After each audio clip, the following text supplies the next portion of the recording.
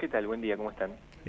Bien, la verdad que interesados en un informe, ¿no?, que hizo público el Centro de Investigación y Formación de la República Argentina, del que formas parte, acerca de la deuda, ¿no? Pero poniendo la mirada no, no solo en la deuda global, sino particularmente en la deuda privada también, ¿no? Que de alguna manera esa deuda privada condiciona también las reservas del Banco Central de la República Argentina, que ya sabemos que están con escasísimos recursos. Sí, bueno, un poco el espíritu del informe que hicimos junto con Eduardo Basualdo y Pablo Manzanelli era poner en tensión o poner en debate por qué si Argentina durante los últimos 3 años había generado un superávit comercial, es decir, que sus exportaciones habían sido más altas que sus importaciones, por unos más de 40.000 millones de dólares, Sí. 45.000 millones de dólares, ¿por qué aún a pesar de esa situación actualmente tenemos un gran problema de reservas en el Banco Central, como acabas de decir vos?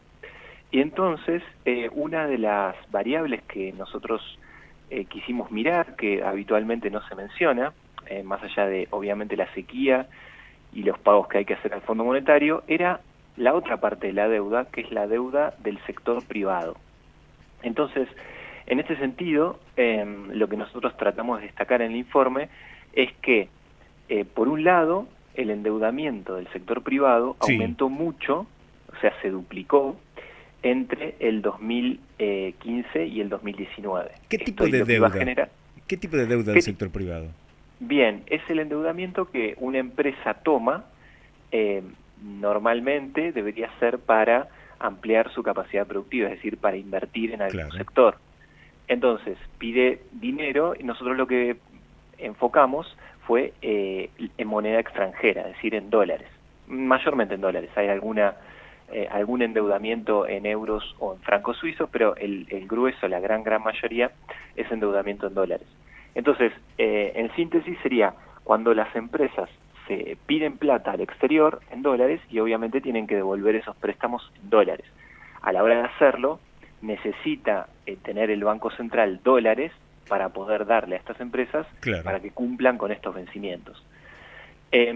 Bueno, por esta razón, como veníamos diciendo, entonces, por un lado se duplicó entre el 15 y el 19 el endeudamiento del sector privado, eh, y en segundo lugar lo que ocurre es que ya en la actual gestión de gobierno se observa que unos 25.000 millones de dólares, 24.000, y monedas, se fueron por esta vía, es decir, se usaron para cancelar compromisos de deuda externa del sector privado.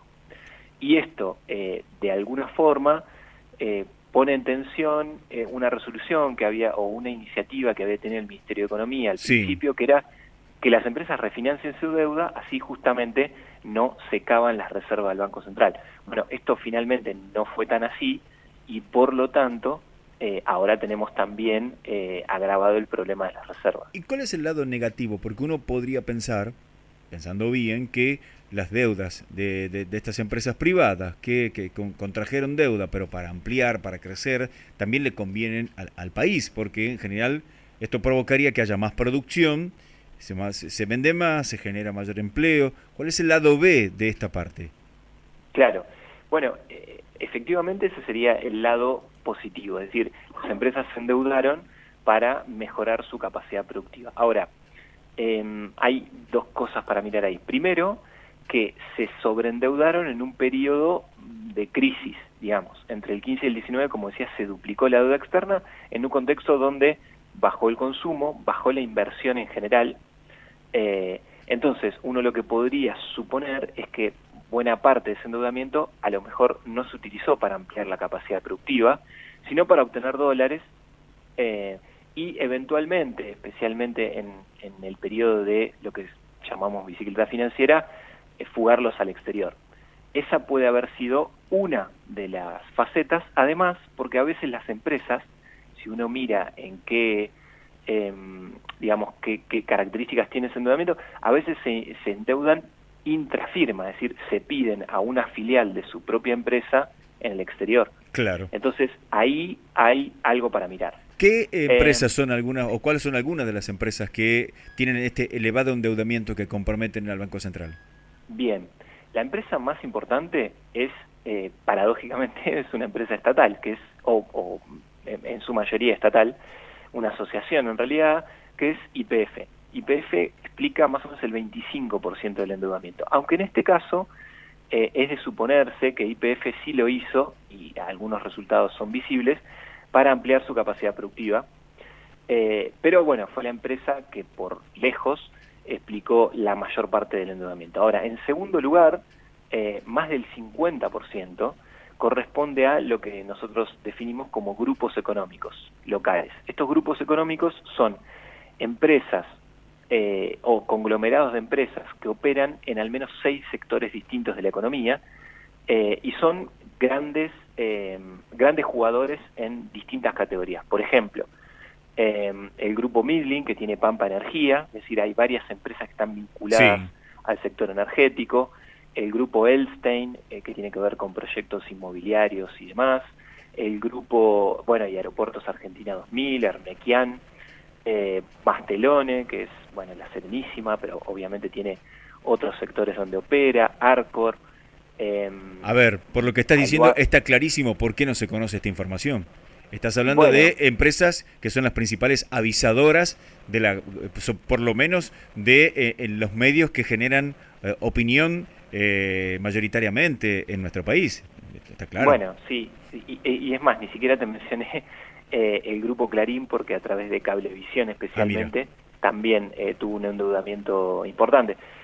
Sí, efectivamente, cuando uno estudia, y nosotros en el área de economía de Flaxo, a partir del trabajo especialmente de Eduardo Basoldo, esto se viene haciendo hace mucho, cuando uno estudia estos grupos económicos, bueno, no siempre tienen mucho cartel en la prensa, porque nosotros hemos investigado, por ejemplo, cuando han fugado capitales concretamente, en distintas operaciones, desde el 2001, que se hizo una comisión especial de investigación sobre la fuga que hubo ese año, que bueno, disparó la ruptura de la convertibilidad, pero también cuando en el 2008 y el 2009 se informaron datos sobre las empresas que habían comprado dólares para fugarlos al exterior, o los datos de Panama Paper, y paradójicamente son esas empresas las que ponen mucha plata en pauta, con la que obviamente se garantizan el silencio. Bueno, eso esta es una apreciación mía, pero digo, está claro, si uno ve los programas de televisión, radio y ve los avisos, está lleno de avisos de estas empresas, ¿no? Por supuesto, sí, claro, efectivamente, digamos, los grupos económicos, por lo menos en nuestra mirada, y definidos como nosotros lo hacemos, que son grupos de vuelta que operan en distintas ramas de la economía, que han crecido durante el siglo XX, diversificando sus actividades, muchas veces originándose en el sector agrícola, pero después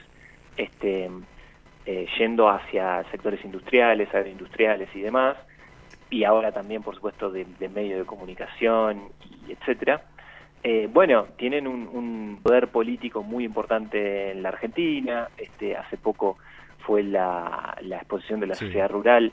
El origen de muchos grupos económicos viene de ahí también. Entonces, efectivamente, es difícil que se ponga sobre el tapete que estos grupos económicos, bueno, son los que muchas veces generan las corridas cambiarias, fugan los capitales, alteran el tipo de cambio, bueno, condicionan muchas veces la capacidad que tienen los distintos gobiernos de operar. Claro.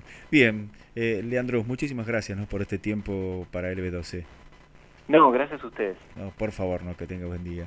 Estuvimos dialogando con Leandro Bona, magíster en Economía Política y también miembro del Centro de Investigación y Formación de la República Argentina.